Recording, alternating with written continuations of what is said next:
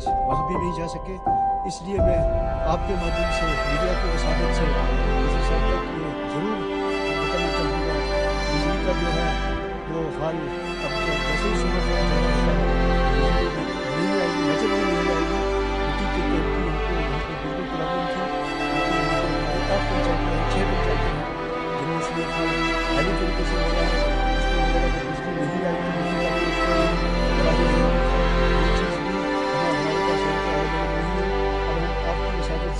ये गुजारिश करेंगे एडमिनिस्ट्रेशन को कि रोड जो है वो हमारा